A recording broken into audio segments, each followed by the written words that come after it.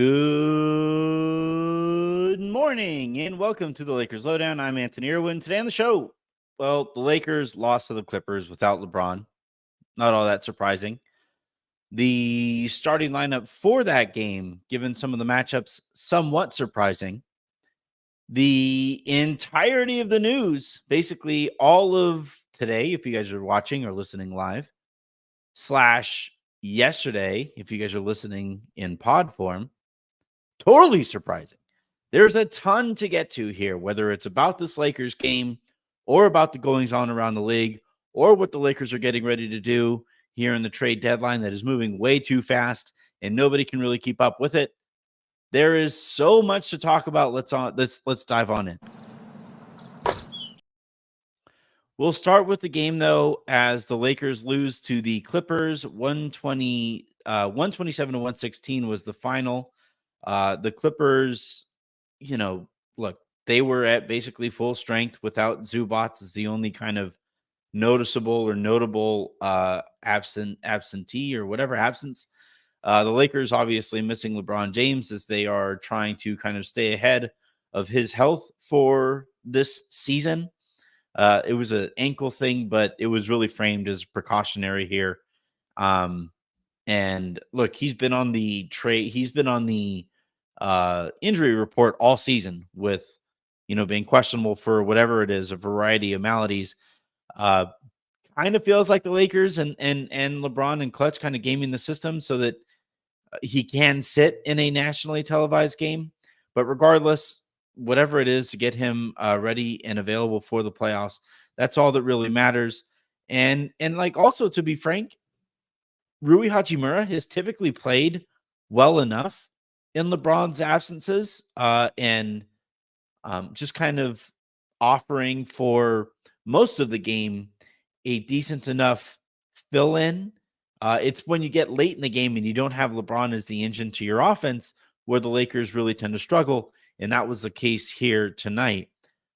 This one, look, if we just want to look at the numbers, right? If you just want to look at box scores, AD goes for 26 points, 12 of 20 from the field, 12 boards, a couple assists, no stocks, which is kind of notable for AD. Without Zubats there, the Clippers really focused on pulling AD away from the basket, and that was kind of why they were able to score 127. And that's with the scoring really slowing down later in the game. D'Angelo Russell went for 27 points, 10 assists, 5 boards, did have 5 turnovers, which is, a little high. He went 9 of 21 from the field, 4 of 10 from three-point range, 5 of 6 from the free throw line, but did kind of slow down late. For the Clippers, you had Kawhi Leonard do Kawhi Leonard things. He goes off for a triple-double, 25 points, 11 boards, 10 assists, a couple steals, and a block. Was a game-high plus 15 on the night. Was the best player on the court. The last time the two teams played, LeBron guarded Kawhi and really kind of messed up what the Clippers were trying to do offensively. And then James Harden in this one, and I'll talk about the matchups here in a second, but James Harden, 23 points, 10 assists, a steal, and a block, was a plus 10, 8 of 17 from the field, 4 of 8 from three-point range, 3 of 5 from the free throw line. The Lakers really struggled to contain him and stop him from either scoring or dishing the ball out to set up other teammates. And I thought that was kind of the starting point of their defensive issues on an on-court level. In terms of like matchups, the starters in this one for the Lakers: Austin Reeves, D'Angelo Russell, Rui Hachimura, Taurean Prince, and Anthony Davis. Obviously, the order there is a little bit jumbled. Because of the guys that were out there, you had Austin Reeves guarding James Harden, you had Taurean Prince guarding Paul George, and you had Rui Hachimura guarding Kawhi Leonard. None of those matchups are even like slightly in the Lakers' favor. Like, I don't get the way that, or I don't get not starting Jared Vanderbilt in this one because of the way that the Clippers are made up.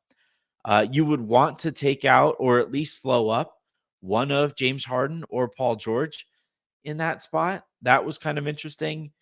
Vanderbilt did wind up playing 25 minutes, though I think some of that had to do with Cam Reddish getting hurt with having played 16 minutes in this one. Reddish stepped on James Harden's ankle, and I think that I really do wish, like, they're so protective of shooters here, but on that play, Harden clearly stuck his foot out, and Reddish landed on it. That should be a technical foul. They didn't even look at it, but regardless, it was just these matchups to start. I just don't understand what the Lakers are trying to do on a game in, game out basis.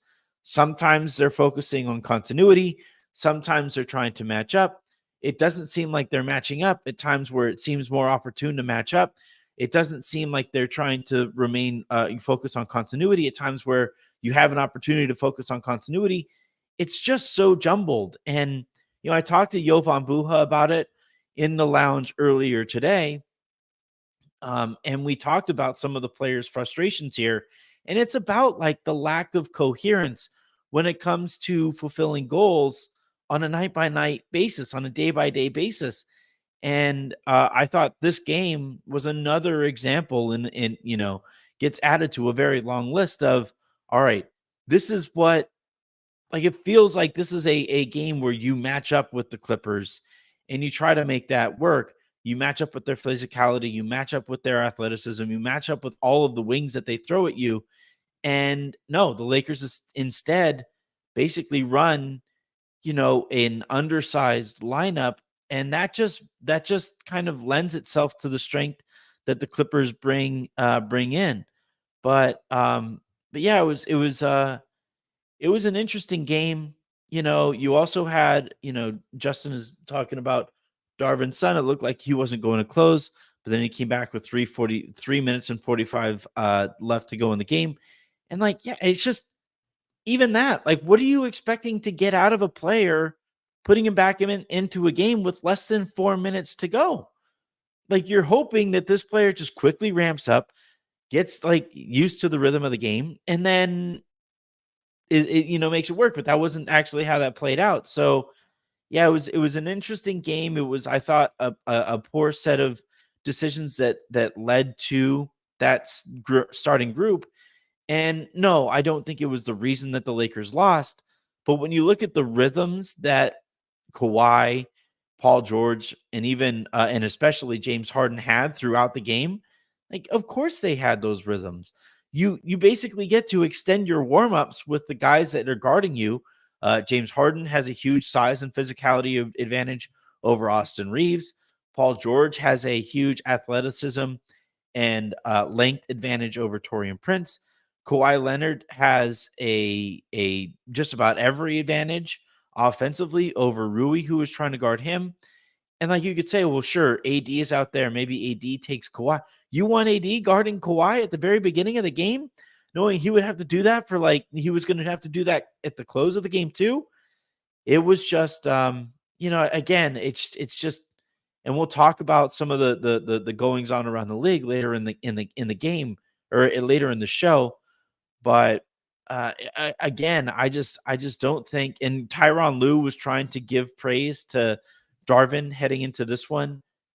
I just don't think Darvin is up to this task, and it just shows that basically every turn, in every opportunity he has to make a decision that helps his team, he doesn't, or he makes the wrong one.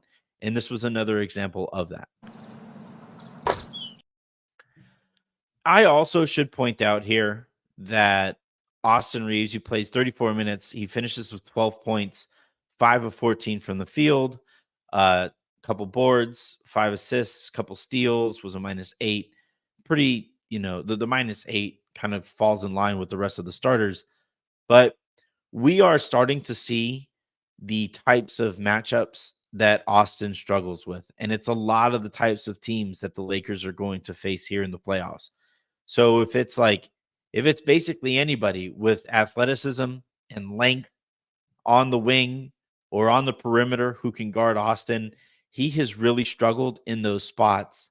And on top of that, it looks like there's been a league-wide memo, attack this guy. And I remember back at like the during FIBA play, there were a lot of Lakers fans concerned with, or a lot of NBA fans who liked to point out that Austin Reeves was getting picked on by other countries that were playing against the Team USA.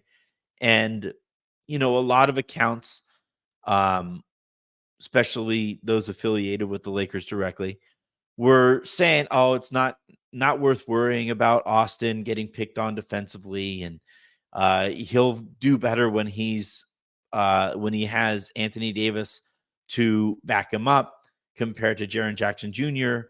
or the other players that were out there on the court with him."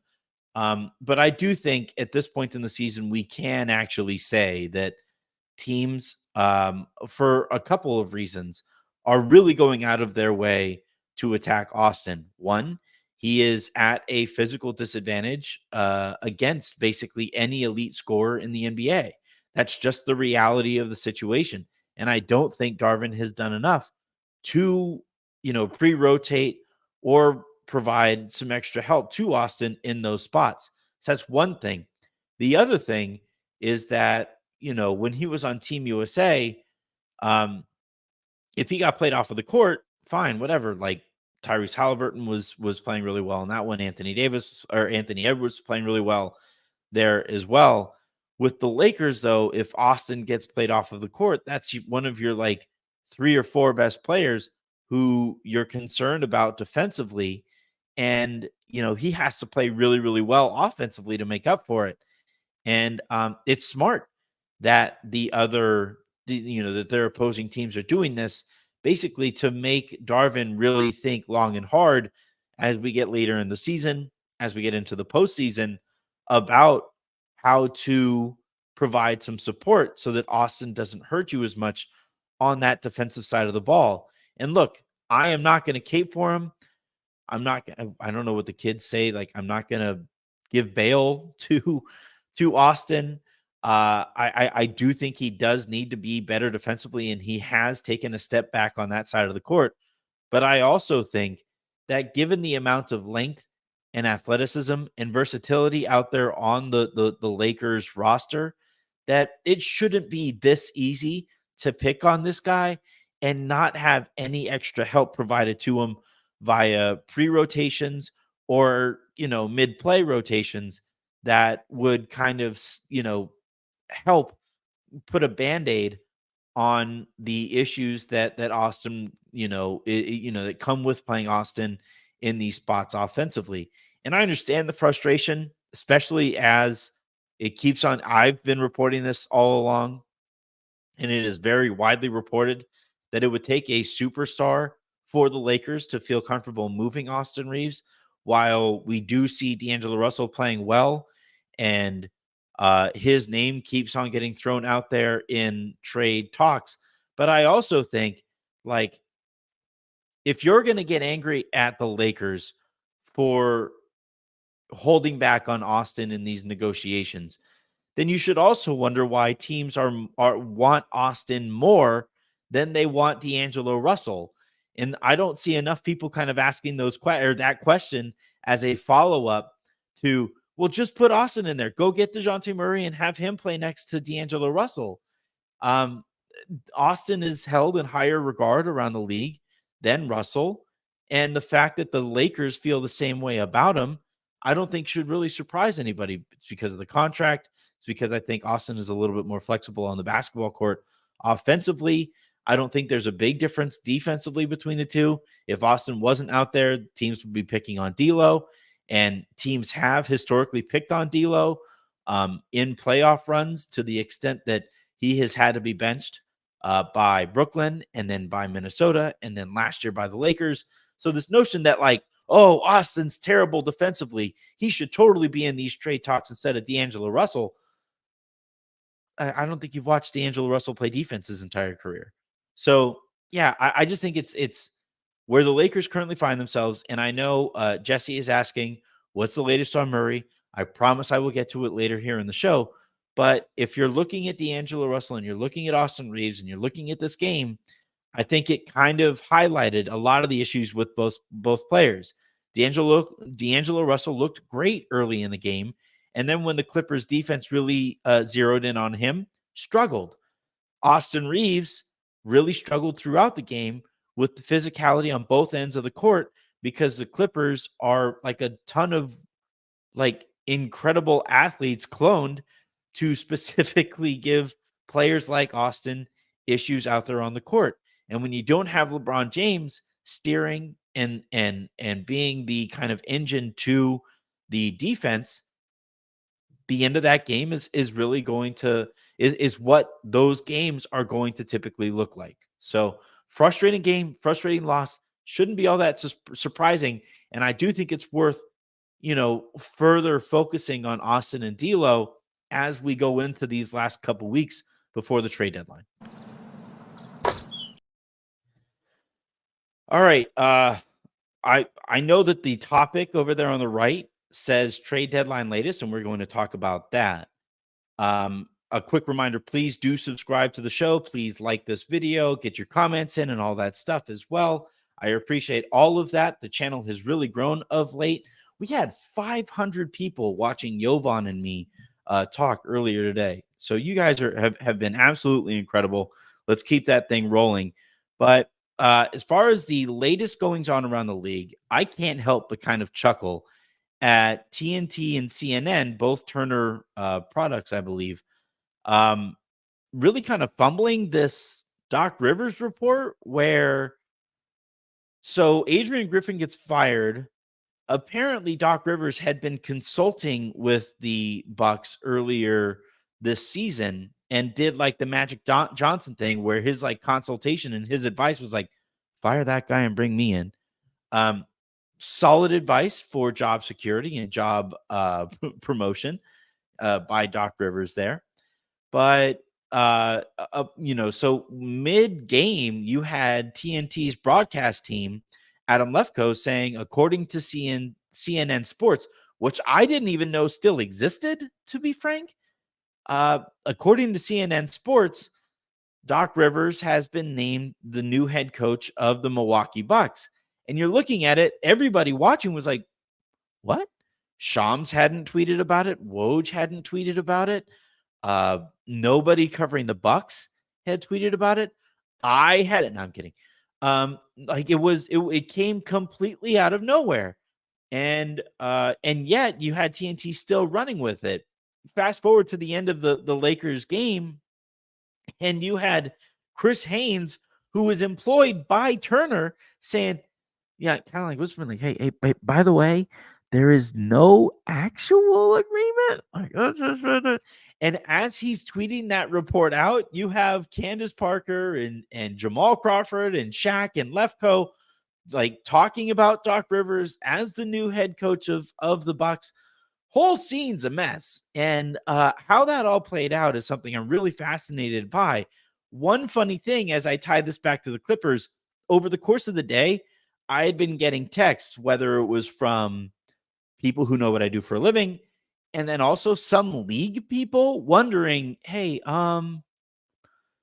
there's no chance that the Lakers would like heat Darvin Ham's seat up here now that Doc Rivers might potentially get hired by the Bucks, right?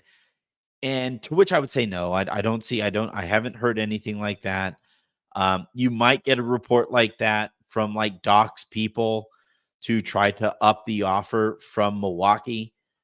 Doc has seen Monty Williams get a record-breaking contract. He has seen Eric Spoelstra get a record-breaking contract. And I would imagine he is going to be asking for a record-breaking contract because of the leverage that he has over Milwaukee. And if he doesn't get it, chances are that he might leak, well, hey, just so you know, because like if you're willing to basically like walk into that organization, like watch Adrian Griffin like drowning basically, and can like offer the consultation that like, hey, I think I'm probably better at this than that guy over there. Which may or may not be true. Doc Rivers like clearly puts a ceiling on your organization when he's your head coach. But if you're willing to do all of that, you're probably also willing to turn up the heat on Darvin Ham to give you a little bit of extra leverage in your negotiations with the Bucks. But from what I've been told, I haven't heard any additional pressure on Darvin. Jeannie and Rob still very much believe in him. And that is, frankly, all that matters. Again, Jovan and I talked about Darvin, talked about the situation in Milwaukee, and we talked about the situation with management and Darvin specifically. You can catch that conversation in the lounge from earlier today.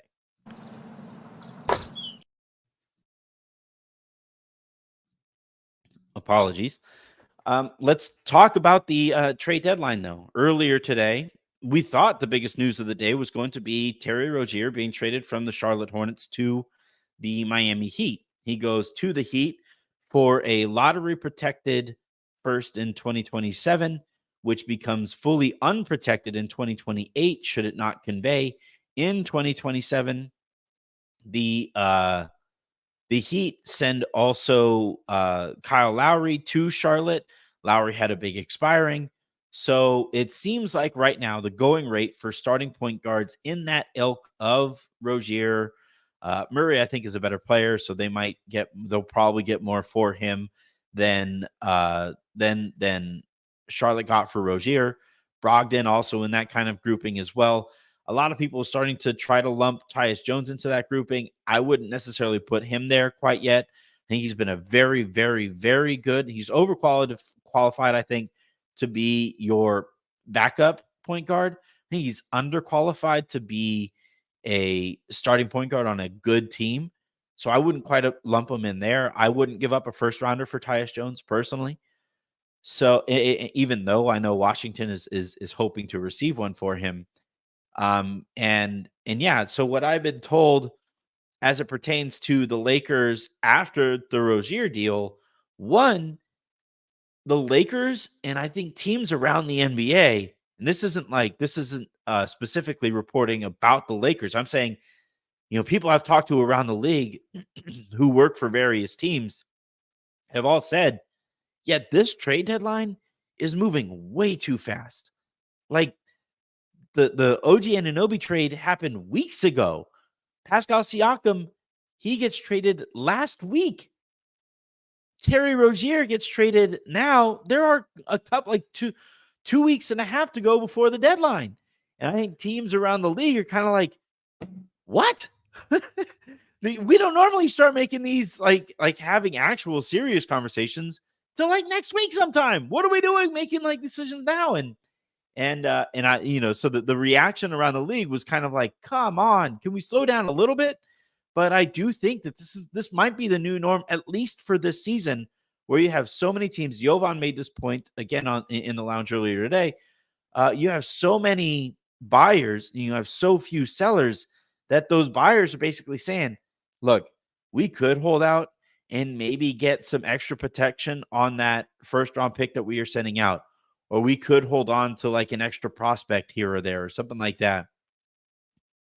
Or we could find ourselves on the outside looking in and not able to make the additions to our roster that we have to make.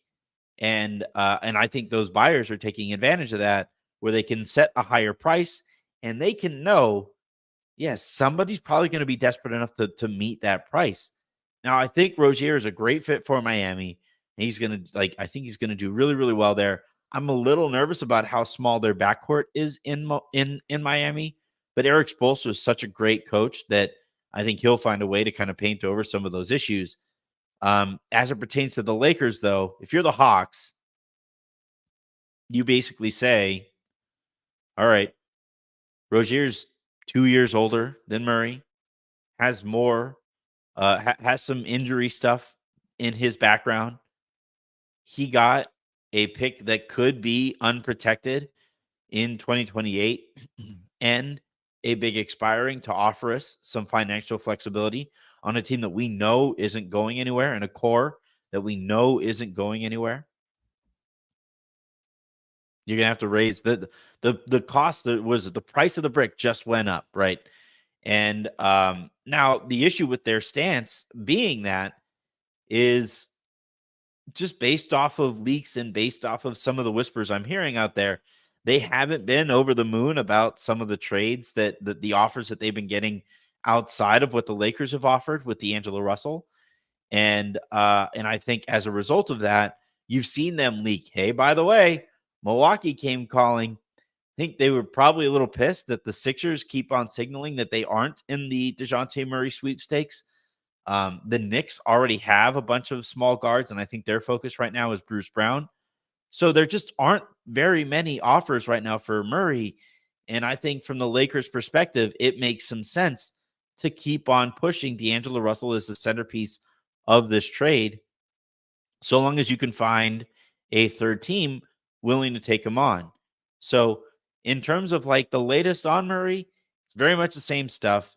The Lakers are just kind of waiting. They're talking to teams and preferably teams that they have spoken to previously.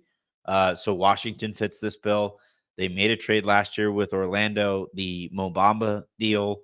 The Clippers have also helped with a trade in the past as well. So like asking around, hey, what would it take for you to take on Brooklyn? They haven't made a trade with Brooklyn specifically, but the nice thing with Brooklyn is they've had D'Angelo Russell in their building before and enjoyed the D'Angelo Russell experience, where he helped them make the playoffs kind of unexpectedly while he was there. So the Lakers essentially are talking to all these teams. Hey, what would it take for you to take on D'Angelo Russell's deal? He has that player option for next year. If he keeps on playing the way that he's playing, he's probably going to opt out anyway. So if you're looking for financial flexibility, you can still potentially get it if you aren't feeling comfortable paying him this next offseason. And for the Lakers, it's just a matter of waiting until some team says yes. And because Atlanta isn't getting offers that are blowing them away, the Lakers can continue to wait. Tony PR asks a good question. What's plan B? Well, plan B was was just traded to Charlotte. That's the reality of the situation here, is that the Lakers were talking to Charlotte about Rozier. Charlotte was asking for that 2029 first round pick, but the Lakers were reluctant to include it until they found out, or until they learned or got proper intel that they aren't going to be able to land Murray. So as it stands right now, Plan B is currently a member of the Miami Heat. Plan B now, I guess Plan C before, now becomes Plan B, and that's, I think, Malcolm Brogdon. They have called Portland about him.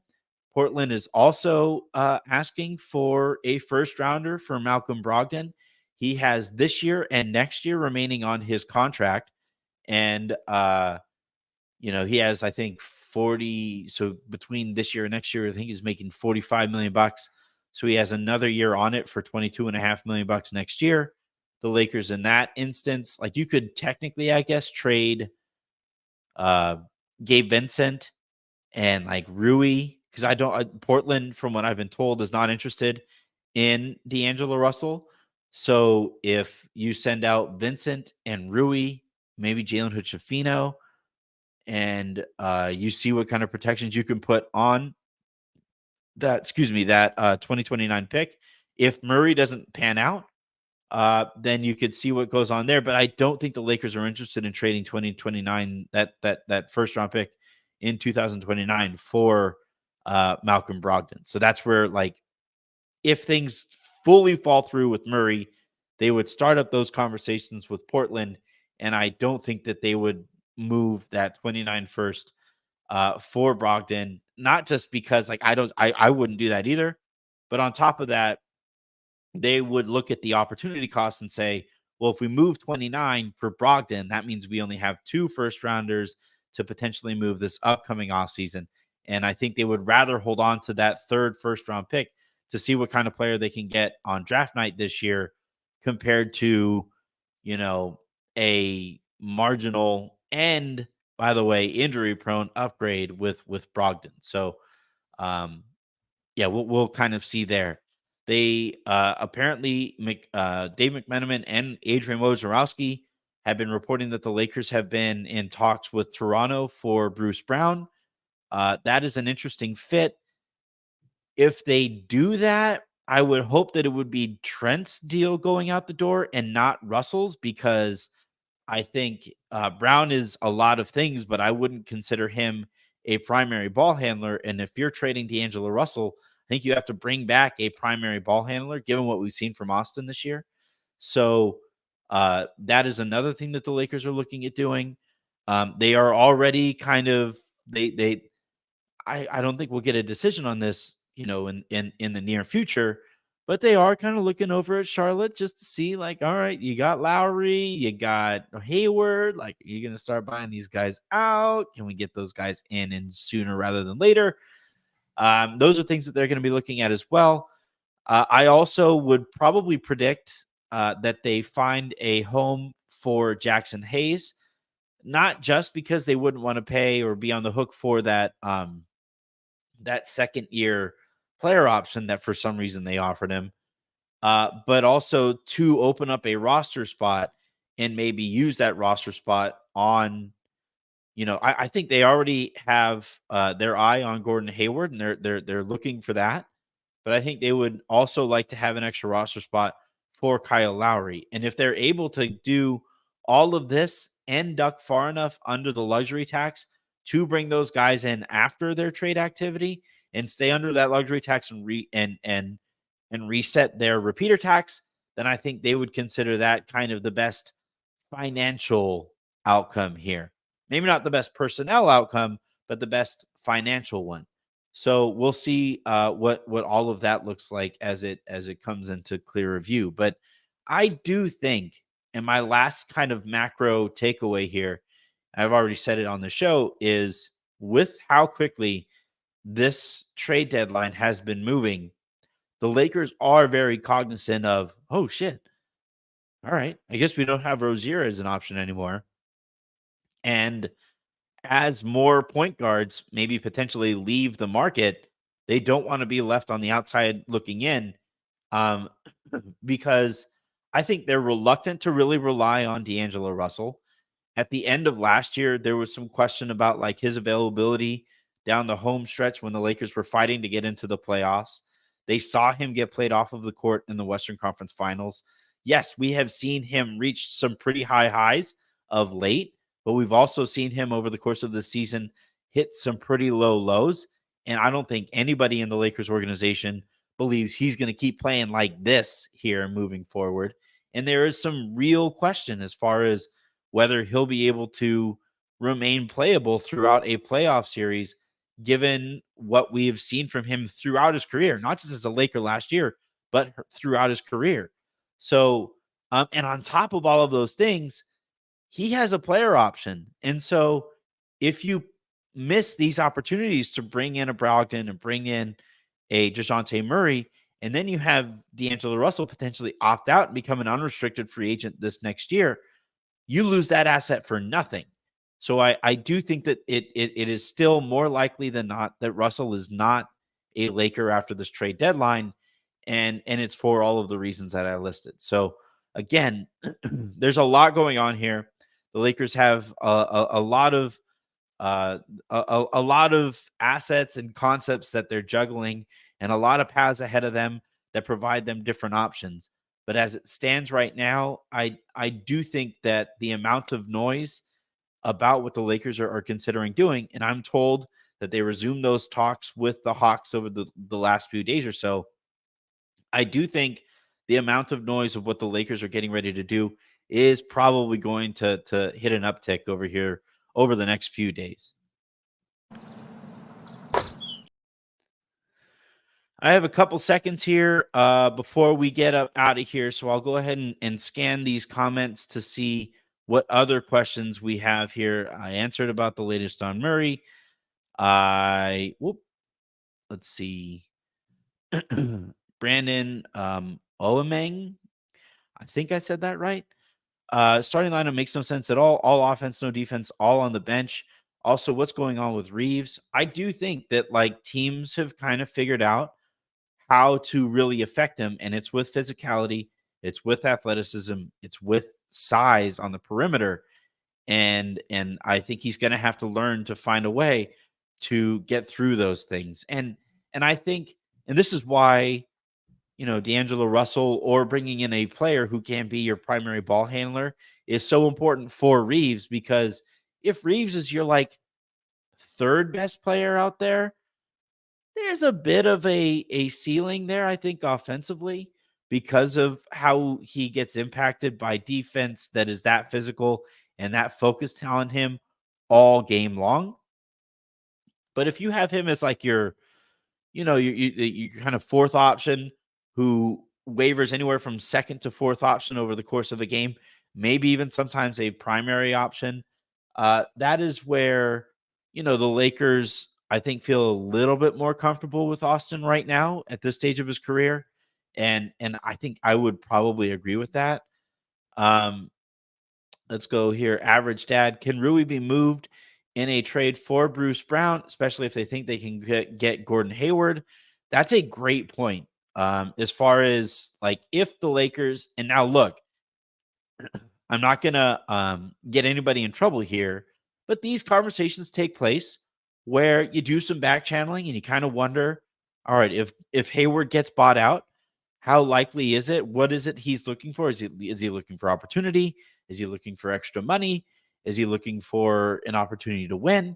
Like, what are the things that he's looking for? And if the Lakers do get positive intel and they think that they're going to be able to land Hayward, then that maybe frees up or maybe makes you a little bit more willing to move one of your wings, whether it's Reddish, whether it's Rui, whether it's Prince, whoever it might be. If you find out that, yeah, it looks like Hayward might be coming or could really be coming, and I don't have anything on that right now, then yeah, I do think it makes some sense to go out and turn Rui, who isn't a big part of this rotation right now, into somebody like Bruce Brown, who would be a bigger part of that. And I think does provide some stuff at a position that the Lakers are at a real need for because Darvin doesn't want to rely on Max Christie. Um, again, Kevin, Reeves is trash and they believe in him. A, I don't think Reeves is trash. And B, it's not just the basketball here. Like every time I talk about trades and all of these things, it's not just the basketball. The assets really matter. The contract numbers really matter because they allow you to go and do other things elsewhere on your books because you have Reeves on a value contract. And if you turn Reeves into like Malcolm Brogdon, which I think is like you could maybe say a slight upgrade, but is probably more of a lateral step anyway.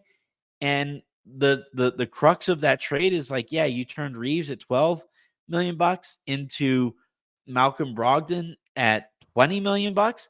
That's $10 million on your books that you don't get to use on other player.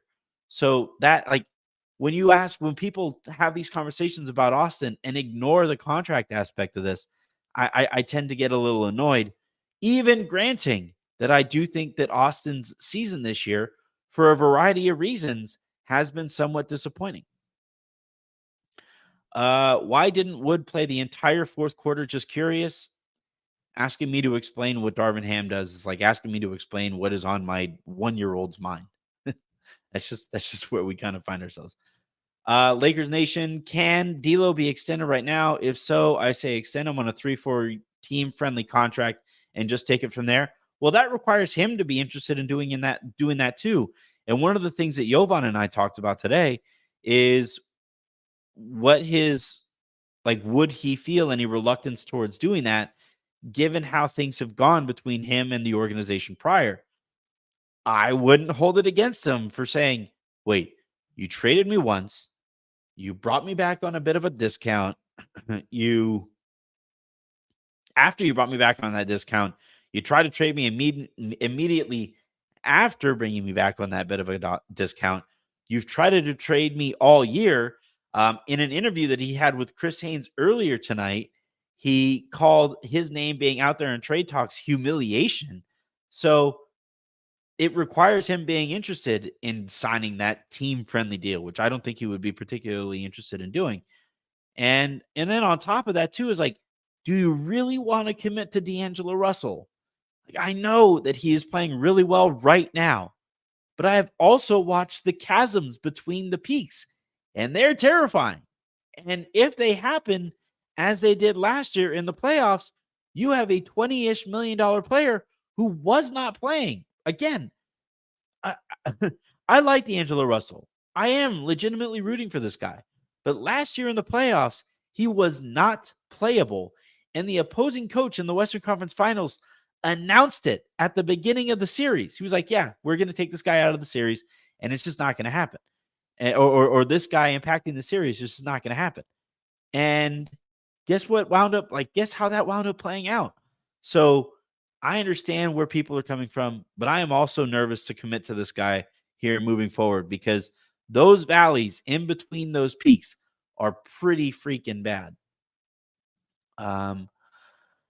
George, are there arguments going on behind the scenes on Ham's lineups and rotations? All right, I got to be careful here because last time I reported or said anything about comments that were going on in the locker room, I had that kind of taken out of context. I'm going to show that again just so people know what I'm talking about. All right. There is and has been frustration between players and Darvin Ham all season long. And players in that locker room feel Darvin is too confident because of the amount of support he has from Rob Pelinka and Jeannie Buss. And because of that amount of confidence, I think that has impacted his communication levels with some players. And that's why you had the leaks coming out as they came out when I reported it, and then when The Athletic reported it a little bit afterward. And to like put a bow on all of that, and Jovan has made this point, Raj has made this point, I have made this point. When all of that noise was at its absolute loudest, when you had report after report after report coming out about Darvin and the job that he was doing and how poor a job he was doing, you had exactly 0 players come out and say, nope, this is cap. Nope, this is not true. Fake news. Any of like whatever favorite phrase you want to use here, right? None of that ever happened. The only leaks that we got from the organization were from Jeannie and Rob saying that they believed in their guy. I think that's very telling because the locker room, like remember, it was the Memphis game that their coach got kicked out of, and his coach, his name is kind of it's slipping by me right now. Memphis Grizzlies head coach. Taylor Jenkins, right? Taylor Jenkins runs out onto the court. So far that he ran out to the court, he bumped into Taurean Prince and should have been ejected, like was held back. I have never seen a coach do any of those things and not get ejected. And then when his players were asked about it after the fact, they were like, nope, Taylor's our guy. We would run through walls for this dude. He has been nothing but supportive of us, and we are going to do nothing but support this guy. You've seen that with like around the league where the coach for Darko from Toronto had his quotes, and his guy loved every second of his quotes and would now go out and fight all kinds of battles for him. And yet at no point this year have we gotten any kind of statement from Lakers players saying like, "Oh yeah, no, everything's great here. All these reports are just noise. It's all stupid." No, it's not happened. We got responses from Austin Reeves and D'Angelo Russell today in response to like all of the Zapruder film study on their body language against Portland.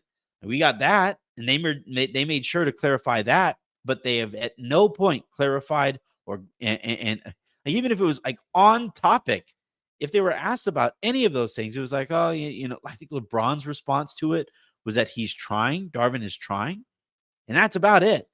So when we talk about like, are there arguments behind the scenes? Yes, there are.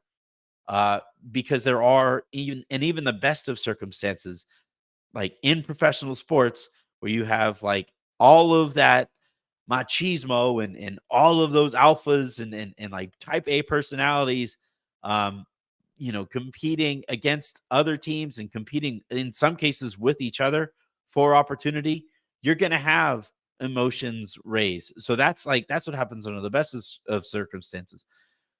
In a spot like this, where players are pretty annoyed and frustrated with the way that they've been coached this year, Yeah, I would imagine you've gotten some of that as well. Or even worse, if you haven't, that's apathy. And I would rather have the people hashing it out versus whatever, he's still there.